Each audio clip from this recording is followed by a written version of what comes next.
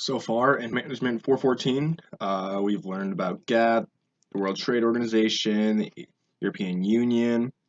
We've also learned about the different type of cultures within countries and research on that. And then in Chapter 15, we went over different types of leaders and what they do.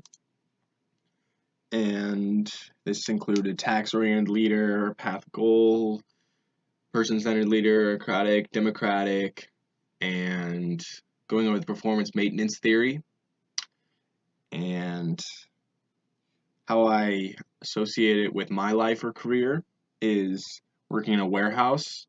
Using tax-oriented leadership is how we've done it always because our goal is to get all parts out in a timely manner before the night ends. And what I can do different is I can start to use the path goal theory and make sure the work environment is good for everyone that is there and help them reach their goals within the warehouse. And I think that'd help our productivity go up and such. In chapter 1 and 2, like I said, we went over World Trade Organization, the European Union, collectivism, masculinity, country clusters.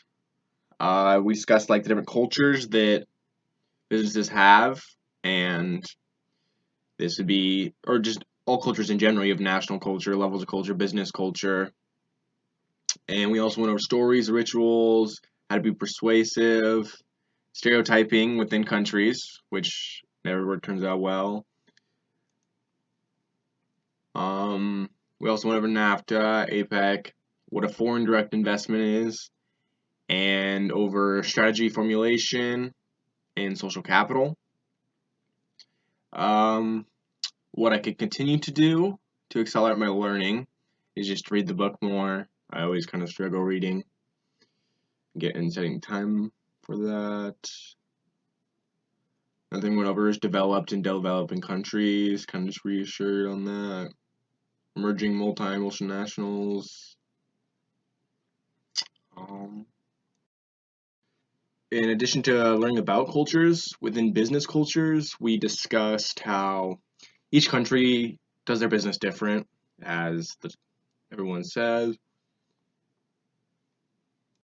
including Hofstede's cultural model applied to organizations and management. Discusses what human resources should do, like with management selection, training, evaluation, and promotion, and remuneration. And then also goes over leadership styles, motivational assumptions, decision making, and organizational design and strategy. So that was very helpful, and I could associate that with my job now, with how the different leadership styles work, how to motivate your employees, how to effectively use strategy to get our parts out in a timely manner and orders out in a timely manner. I think I did find interesting in chapter 15 as well was the performance maintenance theory, and that came from the Japanese perspective on leadership behaviors.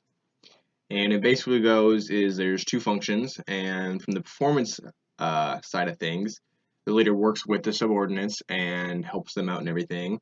And from the maintenance function, he tries to get a more person-centered leadership and get the most out of his employees, make sure everything stays stable, make sure there's no social interactions that aren't good. He tries to keep the whole group together, and overall, this comes together to work to make the best product. Lastly, the last thing we went over is just leader behaviors and traits, subordinate characteristics, and work setting. And those all come together to make the work environment, how well with leadership, your boss works, your managers, how they can get the best out of you.